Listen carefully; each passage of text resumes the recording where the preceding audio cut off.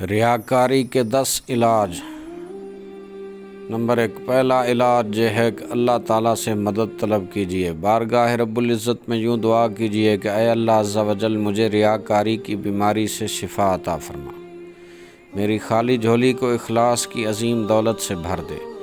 میرا سامنا اس دشمن یعنی شیطان سے ہے جو مجھے دیکھتا ہے مگر خود دکھائی نہیں دیتا، لیکن تو اس کو ملاحظہ فرما رہا ہے۔ اے اللہ مجھے اس دشمن کے مکر و فریب سے بچا لے۔ اے اللہ عز و جل میں اس بات سے تیری پناہ چاہتا ہوں کہ لوگوں کی نظر میں میرا حال بہت اچھا ہو اور وہ مجھے نیک اور پرہیزگار سمجھے، مگر تیری بارگاہ میں سزا کا حقدار ٹھہروں۔ دوسرا علاج، ریاکاری کے نقصانات کو پیش نظر رکھیے، کیونکہ آدمی کا دل کسی چیز کو اس وقت تک پسند کرتا ہے جب تک وہ اسے نفع بخش اور لذیذ نظر آتی ہے، مگر جب اسے اس شے کے نقصان دہ ہونے کا پتہ چلتا ہے وہ اس سے بچتا ہے۔ ریاکاری کے چند نقصانات یہ ہیں۔ ریاکار کا عمل ضائع ہو جاتا ہے۔ ریاکار شیطان کا دوست ہے، جہنم کی وادی ریاکار کا ٹھکانہ ہوگی۔ ریاکار کے تمام اعمال برباد ہو جائیں گے، کل بروز قیامت اسے شدید حسرت ہوگی۔ ریاکار کو ذلت و رسوائی کا عذاب دیا جائے گا۔ ریاکار پر جنت حرام ہے۔ ریاکار زمین و آسمان میں ملعون ہے۔ تیسرا علاج، اسباب کا خاتمہ کیجیے، کیونکہ ہر بیماری کا کوئی نہ کوئی سبب ہوتا ہے، جب وہ سبب بھی ختم ہو جائے بیماری خود بخود ختم ہو جاتی ہے۔ ریاکاری کی بیماری کے 3 اسباب ہیں۔ نمبر 1، تعریف کی خواہش۔ نمبر 2، مذمت کا خوف۔ نمبر 3، مال و دولت کی حرص۔ چوتھا علاج یہ ہے کہ اخلاص اپنا لیجیے، کیونکہ جس طرح کپڑے کے میل کچیل صاف کرنے کے لیے اعلیٰ قسم کا صابن یا صرف استعمال کیا جاتا ہے، اسی طرح ریاکاری کی گندگی سے اپنے دل کو صاف کرنے کے لیے اخلاص کا صابن درکار ہے۔ اخلاص ریاکاری کی ضد ہے۔ پانچواں علاج یہ ہے کہ نیت کی حفاظت کیجیے، کیونکہ اعمال کا دار و مدار نیتوں پر ہے۔ نیت دل کے پختہ ارادے کو کہتے ہیں اور شرعاً عبادت کے ارادے کو نیت کہا جاتا ہے۔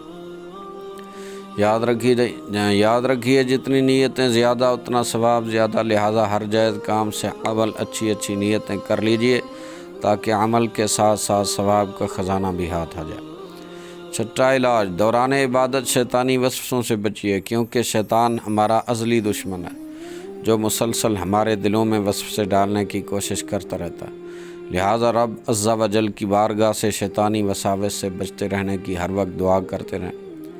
ساتواں علاج، تنہائی ہو یا ہجوم یکساں عمل کیجیے، یعنی جس خشوع و خضوع کے ساتھ لوگوں کے سامنے نماز پڑھنے کی کوشش کرتے ہیں اسی انداز کو تنہائی میں بھی کام رکھیں۔ جس کام کو لوگوں کے سامنے کرنے سے جھجکتے ہیں تنہائی میں بھی وہ کام نہ کیا کریں۔ آٹھواں علاج، نیکیاں اپنی چھپائیے، حتی الامکان اپنی نیکیوں کو اس طرح چھپائیں جس طرح اپنے گناہوں کو چھپاتے ہیں، اور اسی پر قناعت کریں۔ اللہ عز و جل ہماری نیکی کو جانتا ہے۔ بالخصوص پوشیدہ نیکی کرنے کے بعد نفس کی خوب نگرانی کریں، کہ عموماً پوشیدہ نیکی کے بعد وہ اس کو لوگوں کے سامنے ظاہر کرنے پر زیادہ ابھرتا ہے۔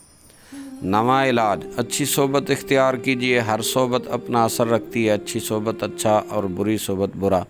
اچھی صحبت حاصل کرنے کا ایک ذریعہ قرآن و سنت کے ماحول سے وابستگی ہے۔ علماء سے جڑیے، مسجدوں کو آباد کیجیے، انشاءاللہ العزیز ریا سے حفاظت رہے گی۔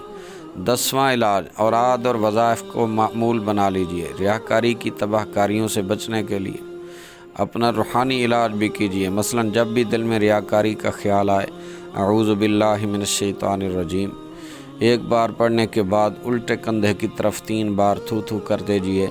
سورہ اخلاص 11 بار صبح پڑھنے والے پر اگر شیطان بمائے اپنے لشکر کے بھی حملہ کرے، کوشش کرے کہ اس سے گناہ کرائے، تب بھی اس سے گناہ نہ کرا سکے گا جب تک یہ خود نہ کرے۔ سورہ ناس پڑھ لینے سے وسوسے دور ہو جاتے ہیں۔ ریاکاری سے اپنے آپ کو بچائیں۔ ریاکاری بہت بڑا جرم اور بہت بڑا گناہ کبیرہ ہے۔ اللہ کریم ہم سب کو ریاکاری کی لعنت سے محفوظ فرمائے اور اللہ کریم ہمیں اپنے مخلصین اور محسنین بندوں میں شامل فرمائے۔